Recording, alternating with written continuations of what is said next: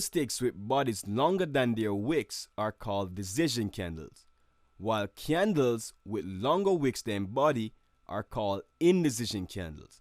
And here we have some examples. This is an indecision candle. This is a decision candle. Okay? Decision candle, indecision candle. Okay? Now this is a hammer candlestick. This is a doji candlestick. This is a marubozu candlestick. This is a gravestone doji candlestick. And we can use these candlesticks to help us to determine turning points in the market. Now, evening and morning star patterns can consist of more than 3 candles. The third or last candle of the evening star must close below the 50% mark of the first candle, and likewise the third or last candle of the morning star must close above the 50% mark of the first candle.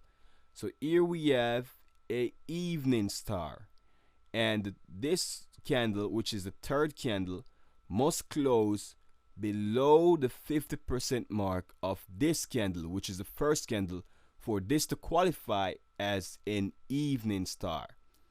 Likewise for morning stars, this candle, which is the last candle of the pattern, must close above the 50% mark of this candle, which is the first candle of the pattern. And evening and morning stars can be made up of several candles. It does not have to be 3 candles. It can be several candles. It can be 8 candles. Now here are some examples of evening stars and morning stars. Here we have a morning star, and in this example you can see that the morning star is made up of several candles. Okay, so morning star, market rallies. Evening star, market falls. Now tweezer tops and bottoms consist of 2 or more candles with wicks that are at least 60% the length of the total candle. Now the bodies of the candles can be bullish or bearish, it doesn't matter. The bodies don't matter. The ideal tweezer top or bottom have wicks that are similar in length. Okay?